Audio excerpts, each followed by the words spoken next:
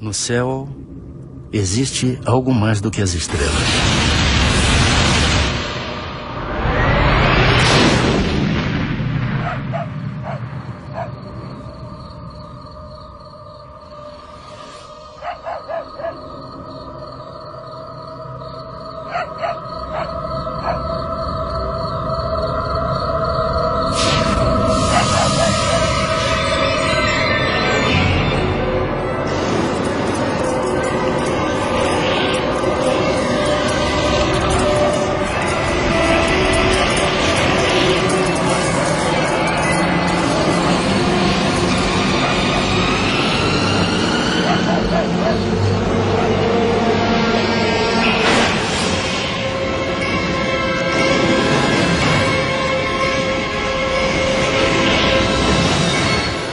Eles eram recebidos por um feixe de luz e que impedia que eles movimentassem qualquer parte do músculo, até para pedir socorro.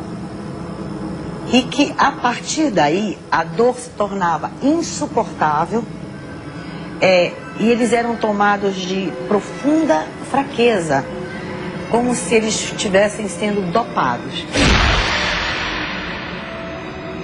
Outros moradores da região também veem a luz misteriosa e são atacados por ela. Uma vizinha. Eu, hein? Vou dormir aqui embaixo. Brisa lá em cima, tá super de mosquito. Ó, amanheceu, a gente pega o rumo, hein? Precisa chegar cedo em Alcântara. E aí, Zé? Vai dormir no cafofo? Vou arrumar meu campo por aqui. Precisando de um bom descanso hoje. Esse dia é cansativo. Esse foi. Amanhã eu vou prender a âncora. Até amanhã. Vocês guardaram o peixe, gente? Eu guardei tudo, senhor. Olha lá, hein? Se ele acordar, me chama. Tu é morrer. Aí, quebrado.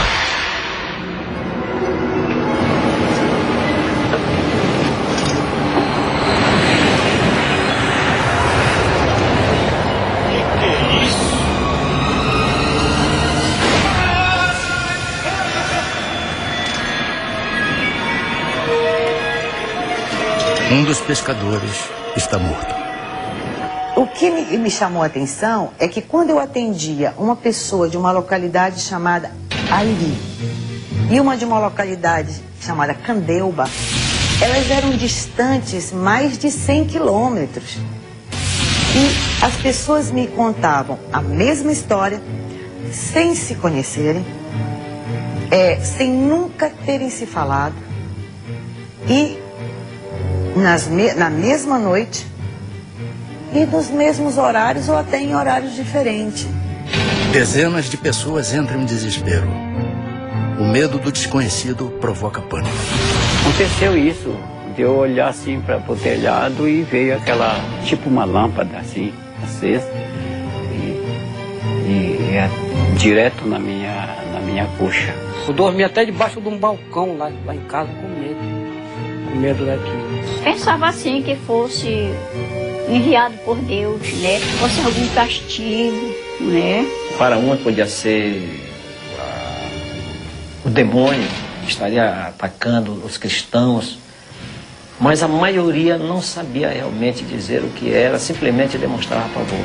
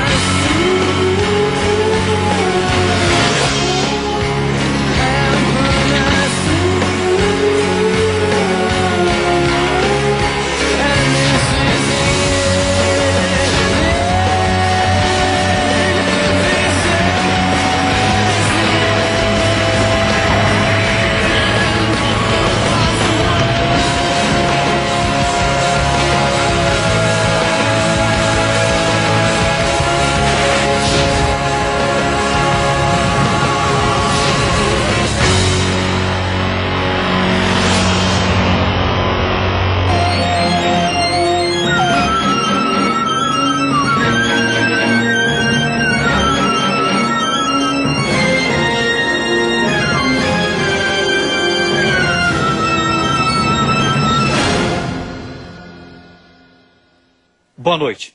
O Linha Direta Mistério continua a série de reportagens sobre fatos estranhos que desafiam especialistas e provocam medo. Hoje você vai conhecer uma impressionante história sobre discos voadores, numa região formada por 20 municípios, conhecida como Salgado, no litoral do Pará, no norte do Brasil. Tudo começou com uma luz no céu. Em seguida, uma série de ataques a pessoas. Depois, o pânico tomou conta de uma região inteira e a população se armou para combater os seres extraterrestres. Fatos reais ou um delírio coletivo? Na dúvida, militares da aeronáutica foram convocados para investigar a presença desses objetos voadores não identificados. Durante 4 meses, foi realizada a mais importante e sigilosa investigação feita até hoje no Brasil, a chamada Operação Prato. O nome Prato é o termo internacionalmente usado pelos ufólogos para designar disco voador. A Operação Prato foi, até onde se sabe, pelo menos até hoje, a única ocasião confirmada, documentada, em que uma equipe de militares das Forças Armadas de um país esteve envolvido diretamente num processo de aproximação, identificação e possível contato com seres não terrestres, não humanos, procedentes de outros pontos do universo. A Operação Prato é um dos casos mais fantásticos que tem na ufologia brasileira. O comandante da missão secreta era este homem, o coronel da aeronáutica, o Irangê Holanda Lima, que na época era capitão. Ele guardou um segredo durante mais de 20 anos. Mas em 1997, o coronel Holanda decidiu falar. Ele apareceu no programa Fantástico da Rede Globo e logo depois deu uma entrevista impressionante à revista UFO, onde contou detalhes da Operação Prato. Vamos à entrevista, coronel? Pai, o material que você pediu está tudo aqui. Essa é minha filha Daniela. Tudo bom? Como vai? Minha enteada Ana Paula. Tudo bom? Eles são Marco e Ademar, que são ufólogos. Só por curiosidade, coronel, por que o senhor resolveu falar só depois de tanto tempo? Se não contar o que eu vi, eu não posso ficar morto. E a história corre. O envolvimento com a Operação Prato, ela começou com a informação dada pelo prefeito da região onde estavam ocorrendo essas coisas. Mesmo antes da aeronáutica chegar ao local, nós já ficamos sabendo que a população estava assustada.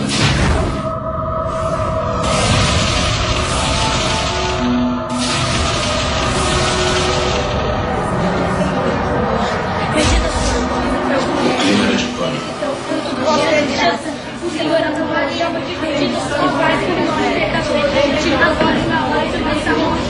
Se esse maldito chupa-chupa aparecer, a gente acaba com eles. Ele que acaba com nós.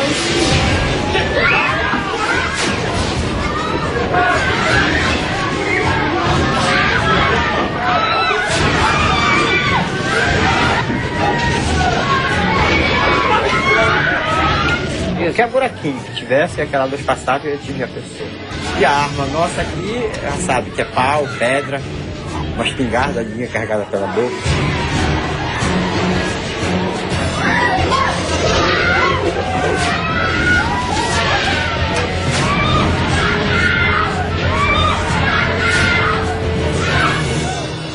O povo vivia apavorado, porque esse feixe de luz noturno tinha já agredido várias pessoas. A comunidade toda se amontoava em 3 casas apenas. Ficavam rezando, às vezes cantavam algumas canções religiosas. As pessoas em pânico, a unidade de saúde de Colares virou quase que um pátio dos milagres. Depois dos ataques a moradores, a única médica da região, doutora Adelaide, tenta dar conta de tantos feridos.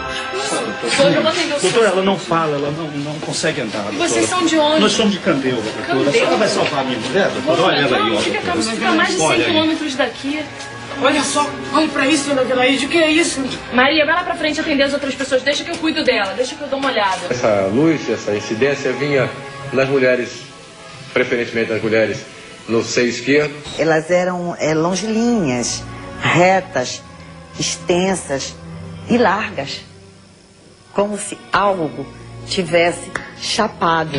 Existiam sempre 2 orifícios paralelos e que você apertava e não desapareciam e ficavam elevadas, como se 2 agulhas tivessem penetrado. Porque as queimaduras de uma pessoa necessitam de aproximadamente 96 horas para que a pele entre em necrose, fique enegrecida e entre em necrose. Só que as queimaduras que eram feitas nas pessoas, a necrose era imediata. Realmente eu fiquei espantado de ver o que eu vi naquelas pessoas. O que seria o resultado da atividade dessas luzes, que eles chamavam de chupa-chupa. E virou chupa-chupa, por causa desse chupando o sangue, chupa-chupa. Dezenas de famílias deixam a cidade, inclusive algumas autoridades. A médica, o prefeito e o padre decidem ficar. Não posso fazer mais nada. Mas se eu fosse vocês, eu também ia embora daqui o mais urgente possível. Com licença, autoridade. E a população de Colares foi tomada por uma crise, talvez assim, de pânico. E a cidade entrou num processo de esvaziamento. O medo era de chegar a um ponto e de nós não termos mais medicamentos, alimentos a gente já não tinha, porque ela estava caminhando para um verdadeiro caos.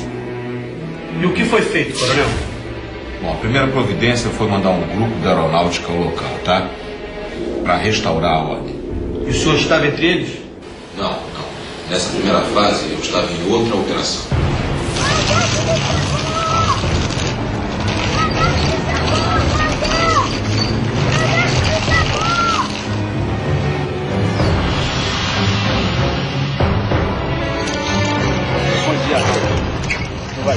Tudo bem. Nós estamos aqui numa missão para aeronáutica. Graças a Deus que vocês chegaram. Sargento, as pessoas estão desesperadas. A senhora quem é? Ela é a doutora Velaide. Eu acho que nós vamos precisar muito da senhora. E esse é o prefeito. Bom dia, prefeito. Tudo bem?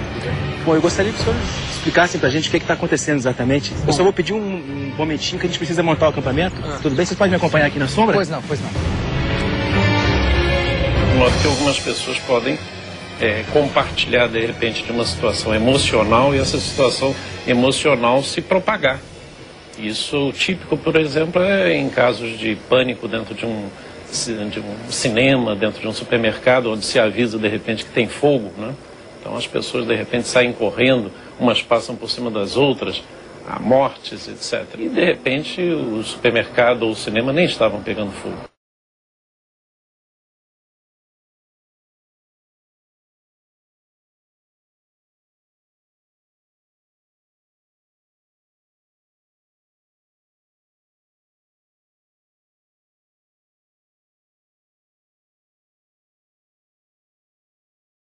Existem explicações científicas, existem vários fenômenos atmosféricos raros, mas interessantes, entendeu? Lampejos no sol, no céu, luzes estranhas. Sempre, não é de hoje isso, assustaram as pessoas, né?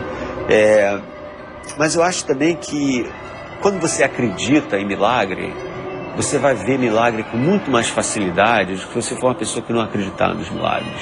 Se fosse realmente algo de alucinação ou histeria, a aeronáutica jamais iria destacar uma equipe tão grande para fazer esses tipos de observação. Segundo testemunhas, o primeiro posto de observação da aeronáutica foi montado aqui embaixo dessa árvore, na praia do Humaitá, na ilha de Colares, a cerca de 100 quilômetros de Belém. Essa região era considerada o ponto de maior incidência do fenômeno, onde as luzes que apareciam no céu atacavam em seguida as pessoas. Naquela época, os civis foram proibidos de frequentar a base militar montada pela aeronáutica. Eles instalaram metralhadoras, metralhadoras antiaéreas, de fogo antiaéreo.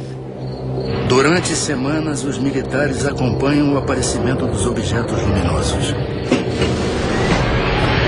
Sargento, vem, sargento, rápido! Olha lá!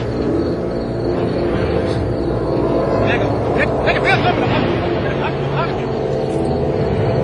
Vamos, soldado! Vai, filma isso! Tô filmando.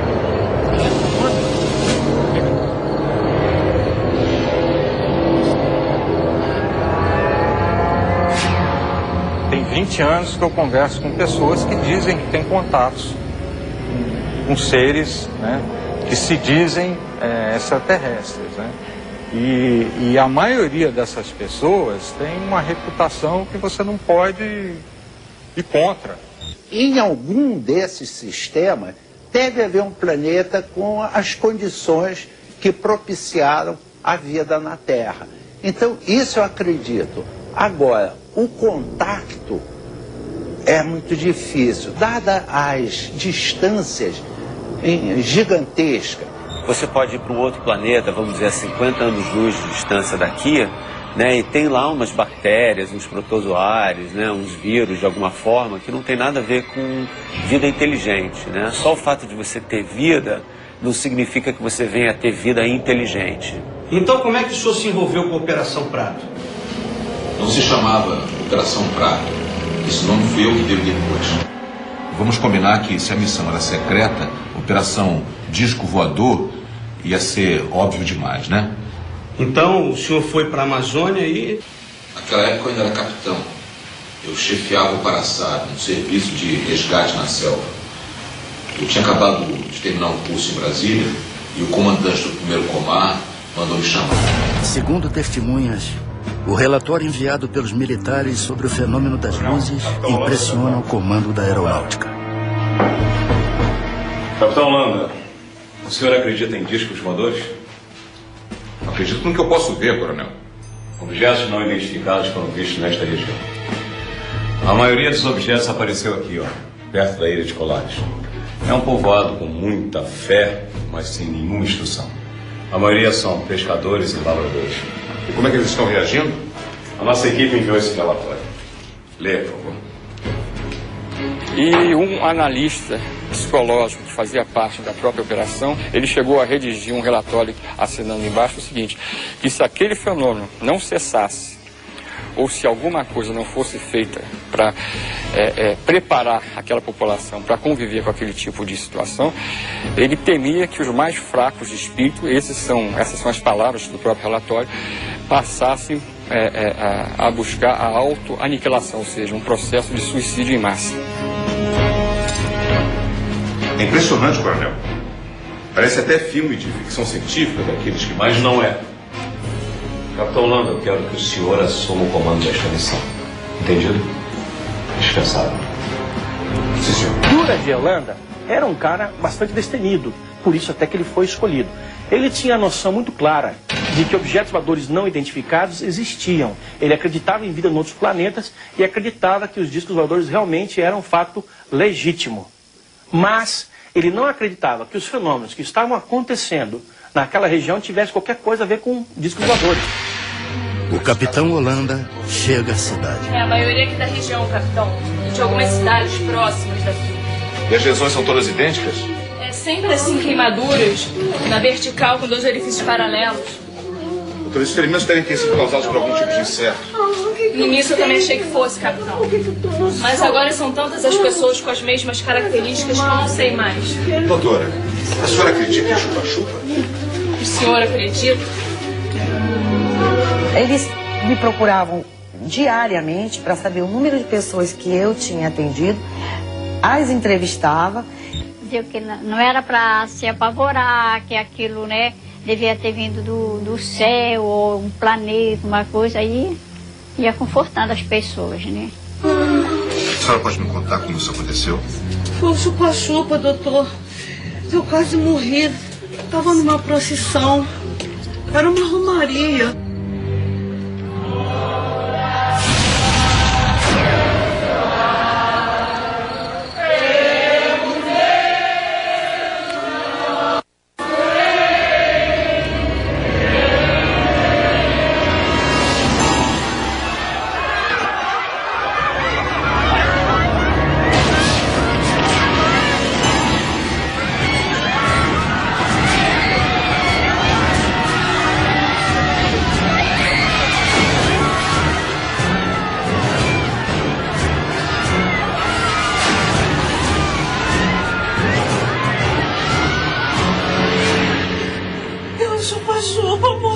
Doutor, me salva, me salva.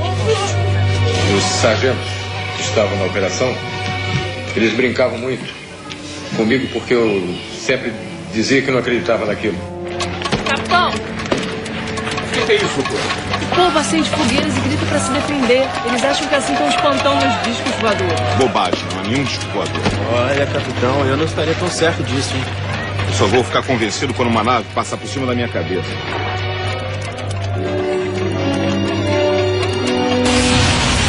A equipe de observação comandada pelo capitão Holanda era formada por mais de 60 pessoas, entre militares do serviço secreto, médicos e até psicólogos, que vieram à cidade com o objetivo de acalmar a população. Nesse local, a chamada Praia do Machadinho, o capitão Holanda viveu uma experiência que o marcaria pelo resto da vida. Não adianta. Essas luzes não me convencem. Isso não passa de um fenômeno atmosférico. Mas, capitão, o senhor fotografou as luzes? Exatamente, fotografei luzes. Nada mais do que luzes. Não adianta. O capitão só vai acreditar quando uma nave dessas passar em cima da sua cabeça, né?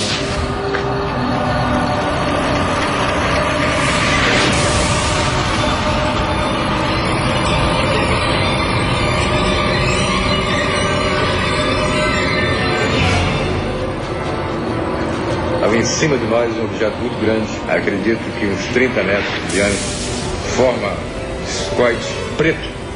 Nós ficamos olhando, estupefatos, assustados, parado em cima da gente, a uns 200 metros de altura. O que eu vi não tinha me satisfeito até aquele momento. Dali para frente não tinha mais dúvida nenhuma. Alô, capitão? Sim, sargento. Eu tô aqui com um vigia daquela olaria que fica ali perto do rio, e ele tá me contando uma história que eu acho importante o senhor ouvir. Tô aqui na cidade, vou pegar um depoimento. Capitão, o senhor me desculpe, mas eu acho que é importante o senhor ouvir. Coloca ele então no rádio. Pois não, vou passar pra ele. Pode falar normalmente, me conta aquela história. Seu Luiz, o que o senhor tem pra me contar? Eu tava na beira do rio quando eu vi uma paca. Aí, capitão, me ajeitei pra caçar bichinho.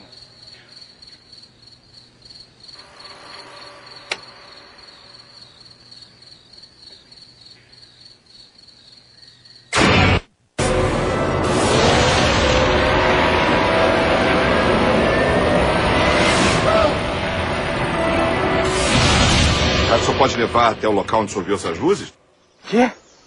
Ir lá outra vez, capitão? Nós tivemos a oportunidade de chegar a uma pessoa que tinha tido um avistamento impressionante. Os agentes entraram para tomar um café e comer uma bolacha, alguma coisa lá, antes de entrar no barco para a gente ir para a missão. E eu, como chefe da missão, não podia me dar essas mordomias. Eu fiquei olhando fora, vendo o ambiente.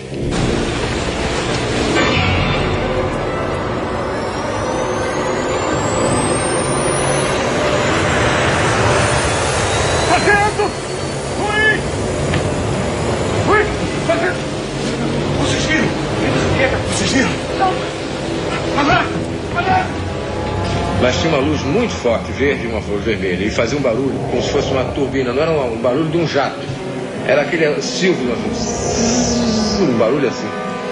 E ele mergulhou em cima de onde nós estávamos, na casa onde nós estávamos. Nenhum piloto faria uma coisa dessa, porque isso é morte, certo? O capitão Holanda vai ao lugar onde o vigia teria visto o fenômeno e fica decepcionado. Foi neste local que o senhor avistou as luzes? Eu estou dizendo pro senhor, seu capitão, as luzes, aquela coisa surgiu de trás daquela árvore. De repente veio aquele clarão em cima de mim. Eu vim correndo, porque eu me assustei e a luz passou em cima aqui de mim, uma luz vermelha. Olha, nós já estamos há mais de 3 horas aqui e nada acontece. Sargento, vamos embora. Sr. Luiz, muito obrigado, vamos mudar.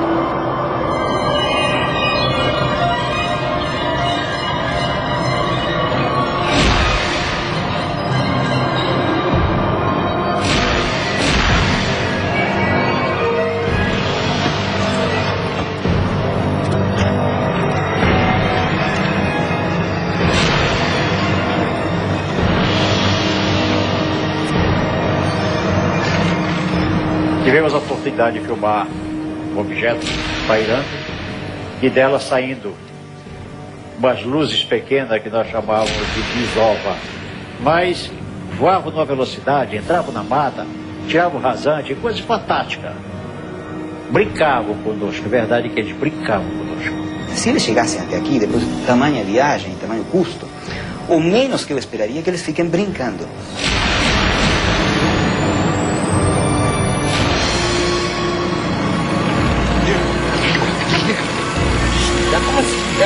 Desliga que eu quero ouvir o barulho da parede.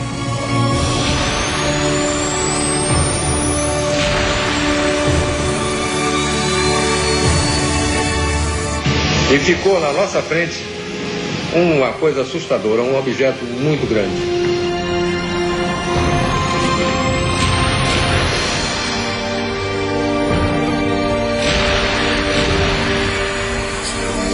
Ele deve ter acionado realmente alguma propulsão que não devia ser acionada próximo de nós, porque nos danificaria. Então havia alguma pessoa, alguma inteligência ali dentro que comandou isso.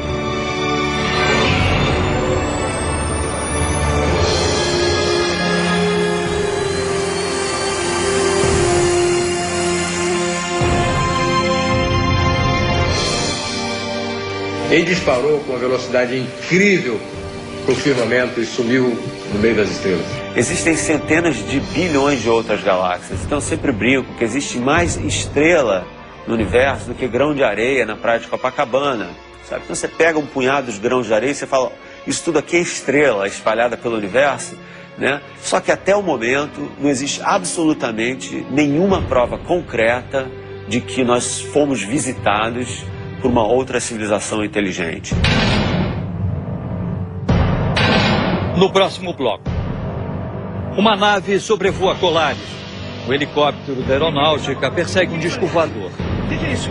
Eu ainda duvidava que realmente fosse alguma coisa que eu pudesse ver.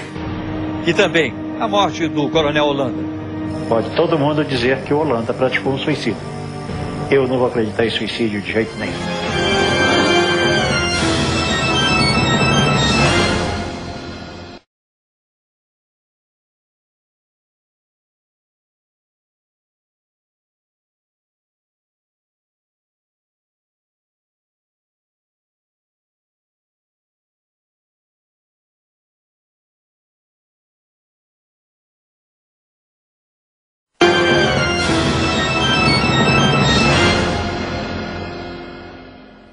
Aqui ficava o antigo centro de Colares, onde existiam apenas a prefeitura, 2 escolas, a igreja, além de um cartório e de um pequeno posto de saúde. Colares parecia uma cidade fantasma. A maioria dos seus moradores tinha fugido para o continente. As poucas pessoas que permaneceram na ilha ficavam trancadas dentro de casa, com muito medo. Quando nós estávamos chegando, tipo, uns 50 metros da minha casa, ela bateu em mim e apontou para cima. Eu tenho que pedir pro prefeito monitorar. Aí, o que foi? O que foi, Maria? O que tá passando mal?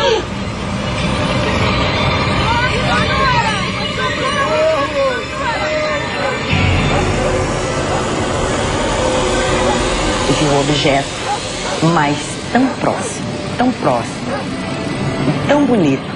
Até este momento, mesmo tendo atendido toda esta enormidade de habitantes atacados por este ser não explicável, eu ainda duvidava que realmente fosse alguma coisa que eu pudesse ver. Mais uma testemunha procura a aeronáutica em busca de ajuda. O morador Antônio Ferreira convence os militares a ir até o local onde teria avistado um disco voador.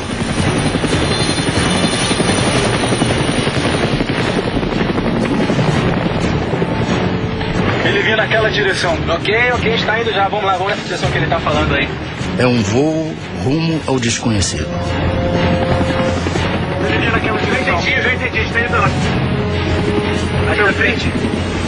De repente, uma surpresa. O que é isso? O que é isso? Aconteceu! A aproximação com a nave provoca uma pane no helicóptero, mas os militares conseguem retomar o controle do aparelho. E na hora o piloto explicou por que o helicóptero começou a descer? Ele explicou devido à nave que paralisou. A jet toda parou, só funcionou a hélice de cima. Nós viemos baixando. Quando ele viu que nós viemos se aproximando do chão, ele rodou e acionou a alavanca e funcionou. Segundo os ufólogos, num relatório para a aeronáutica, o capitão Holanda se rende às evidências. Ele chega a desenhar as formas de vários objetos voadores não identificados e garante que eles sobrevoam os céus do norte do Brasil. Em torno de 9 formas. 9 ou mais, pouco mais. Está tudo escrito, tudo desenhado, tudo fotografado no relatório. Fotografia, mais de 500. E filmes foram feitos 4. Um era da Força Aérea, da FAB. Não é um material cunhado por um ufólogo civil, alguém que seja um entusiasta disso. Não, isso foi cunhado, isso foi registrado à moda militar, com todo o rigor necessário.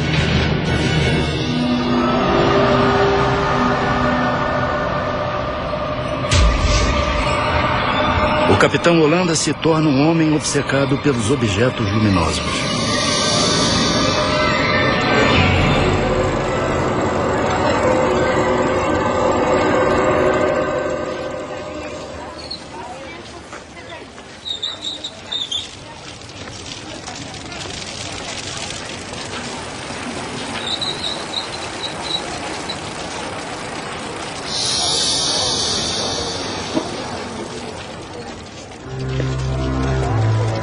É difícil uma pessoa passar por tudo que ele passou sem ter se modificado interiormente profundamente.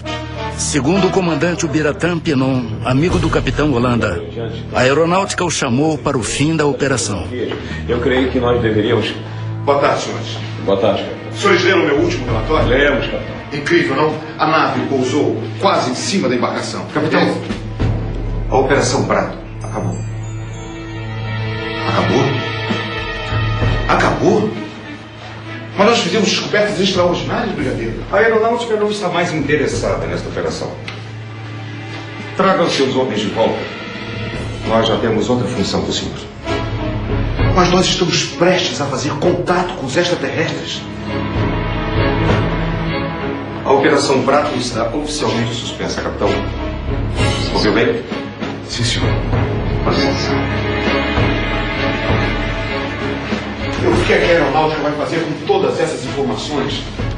Capitão, nada o impede de continuar investigando sozinho.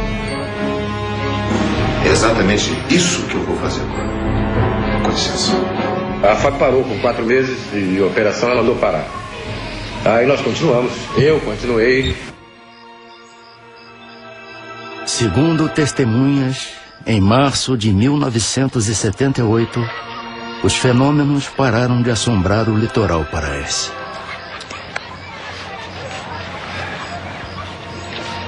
Ainda procurando as naves, capitão? O senhor não desiste, hein? E a senhora já esqueceu, doutor? O que acontece é que eles nunca se afastaram daqui. Até hoje, eles continuam aparecendo. Acredito muito que eles estão entre nós, vivendo igual a nós, alguns deles, procurando uma maneira de nos conhecer melhor. Você não sabe se a pessoa que você está conversando é o alienígena ou não. Segundo revelou a amigos, o capitão Holanda, mesmo depois do fim da Operação Prato, continua a fazer novos contatos.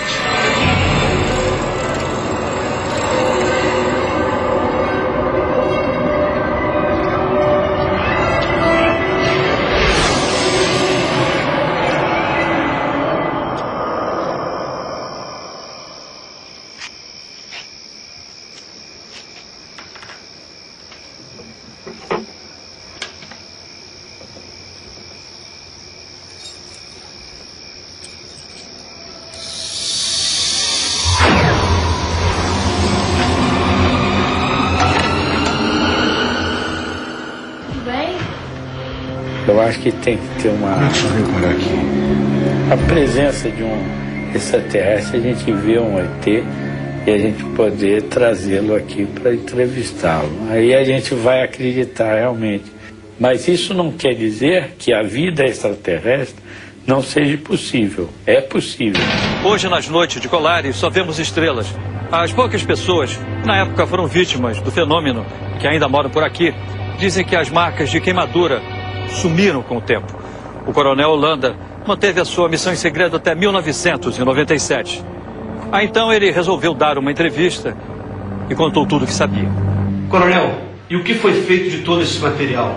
Filmes, fotografias? Não sei. A aeronáutica recolheu tudo. Tá? Tudo foi encaminhado, foi entregue ao comandante, de lá encaminhado ao comando em Brasília. Eu não sei realmente aonde está. Eu até brincava. Cadê o meu filme? Ah, tá guardado. Tá guardado até hoje. Coronel, o senhor não sabe como essa entrevista foi importante. Eu sei. Eu sei. Os ufólogos costumam dizer que a aeronáutica tem arquivos secretos sobre extraterrestres, sobre objetos voadores não identificados. Existe mesmo isso? Não, isso é objeto de ficção. Na realidade, não existe. A Força Aérea tem até um documento dizendo como os seus militares devem reagir em caso de um possível contato. E como deve ser o contato com a imprensa. E a primeira coisa que se fala, negue. Eu fiz parte da comissão sigilosa do governo brasileiro. O presidente era o brigadeiro José Vaz da Silva. A primeira pergunta que eu fiz a ele, mas por que o interesse dos militares pela ufologia? Ele disse, porque esse é um assunto de segurança nacional. E nós estamos interessados em conhecer da estratégia dos UFOs as intenções deles.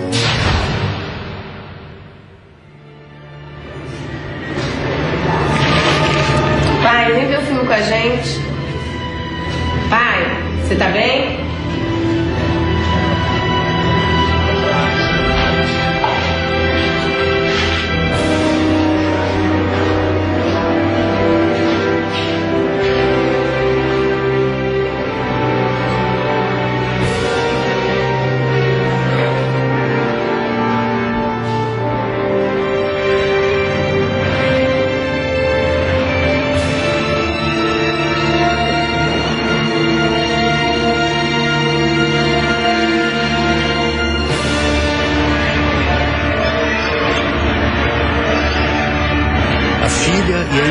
Chamam pelo pai.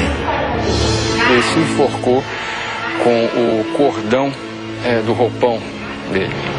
Ele amarrou numa parte alta da cabeceira da cama. Ele vinha sofrendo um processo depressivo que periodicamente se estabelecia de maneira mais acentuada há muitos anos. Pode todo mundo dizer que o Holanda praticou um suicídio. Eu não vou acreditar em suicídio de jeito nenhum.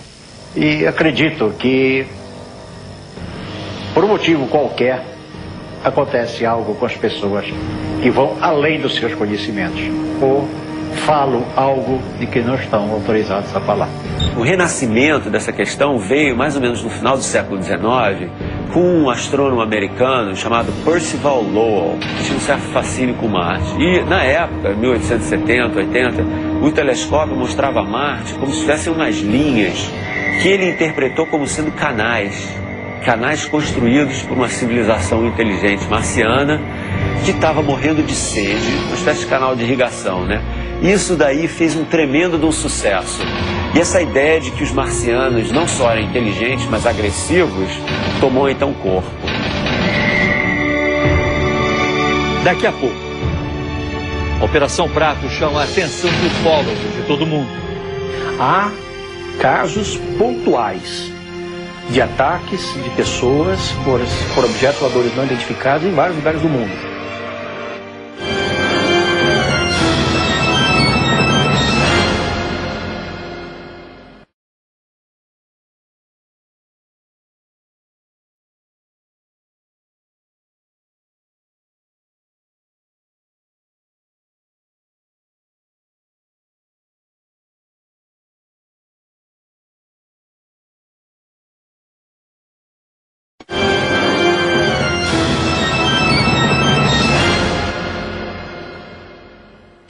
A Operação Prato se tornou um evento estudado pela ufologia internacional. Holanda chegou a ser procurado por ufólogos de vários países, entre eles o americano Bob Pratt, um dos maiores especialistas do mundo em OVNIs e que já esteve no Brasil 13 vezes para fazer pesquisas. Há casos pontuais de ataques de pessoas por objetos voadores não identificados em vários lugares do mundo. Mas na intensidade, com a gravidade, com a proximidade e no número que nós verificamos na Amazônia, nunca, jamais nada semelhante aconteceu em lugar algum do mundo. Em vários cantos do planeta, as pessoas continuam a se surpreender com objetos voadores não identificados. Agora, de fenômeno que você tem, que é registrado em vídeo ou registrado em foto, é muito difícil você colocar uma hipótese que não seja fraude, uma interpretação, né? Porque você justamente não tem, né, o controle da hora que aquilo estava sendo feito, né? Então esse é um problema. Você não tem nada que você chegue e fale, não, esse aí é incontestável, isso não existe. Por que eles vieram à Terra sugar sangue de brasileiro e não de africano? Não sei. A ufologia é um pacote de perguntas e isso é que deve ser